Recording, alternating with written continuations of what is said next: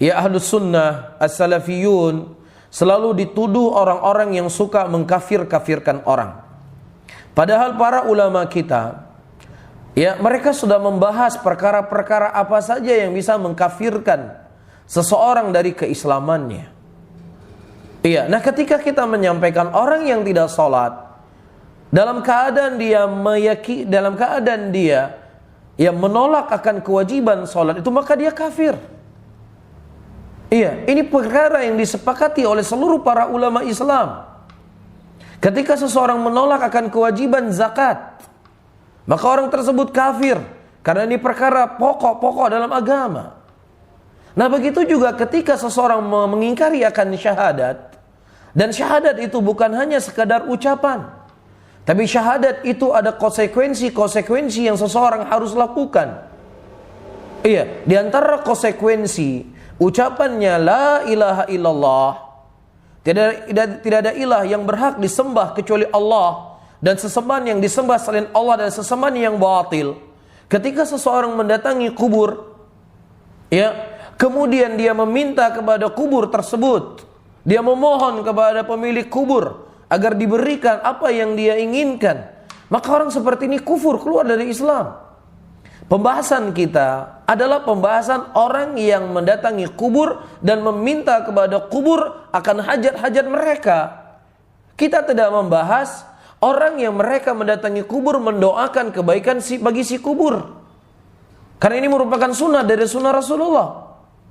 Iya, kita juga tidak membahas orang yang datang ke kubur, dia berdoa kepada Allah Subhanahu wa taala, dia memohon kepada Allah, tetapi keyakinannya di kubur ini lebih baik, saya lebih khusyuk.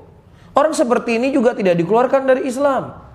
Nah, ketika Anda datang ke kubur, pada poin yang pertama yang Anda ingin lakukan, maka ini sesuai dengan sunnah Rasulullah.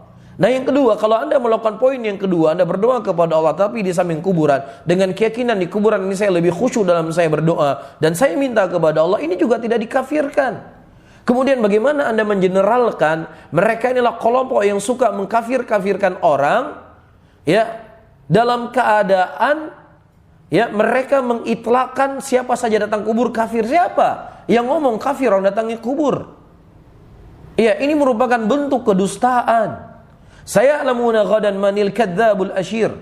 Akan datang, akan ketahui siapa sebenarnya pendusta, siapa sebenarnya yang suka mengkafir-kafirkan muslimin. Iya, inilah bagian kebohongan, bagian dari kedustaan. Dan ini bukan sesuatu yang baru, bukan hanya terjadi di tahun 2020. Siapa kita dibandingkan Imam Ahmad rahimahullah? Siapa kita dibandingkan imam-imam Al-Hasan Al-Basri dan yang lainnya? Dan Imam Ahmad rahimahullah juga tidak selamat dari tuduhan beliau itu telah keluar dari Islam. Sampai-sampai beliau dipenjara, sampai-sampai beliau disiksa, ya, divonis orang yang tidak berhak untuk diucapkan salam. Maka ketika Imam Ahmad mengucapkan salam kepada pemimpin pada waktu itu, dia tidak mau mengucapkan salam karena keyakinan dia Imam Ahmad telah keluar dari Islam, karena Imam Ahmad mengatakan Al-Quran adalah kalamullah, bukan makhluk. Jadi ini bukan perkara yang baru, saudara-saudaraku muslimin.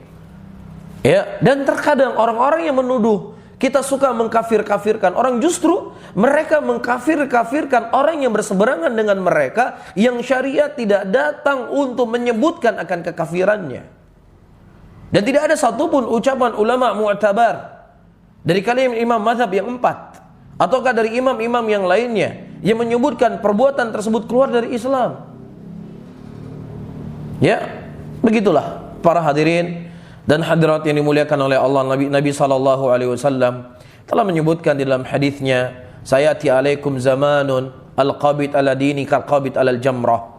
Ya, akan datang kepada kalian suatu zaman, suatu masa di mana orang yang berpegang di atas agama seperti memegang bara api. Kita berdoa dan memohon kepada Allah Subhanahu wa taala agar Allah mengokohkan kita, mengokohkan hati-hati kita dan saudara-saudara kita muslimin di atas sunnah Rasulullah sallallahu alaihi wasallam di tengah gencarnya orang-orang yang ingin menanamkan ya kerancuan akan mulianya manhaj salaf ini. Maka tentunya seseorang yang berpaku tangan, seseorang cuman sekedar cinta kepada manhaj salaf, dalam keadaan dia tidak belajar, dalam keadaan dia tidak menuntut ilmu, dalam keadaan dia tidak mempelajari akidah, maka ini merupakan ya kecemburuan kita kepada manhaj salaf, kecemburuan yang palsu saja.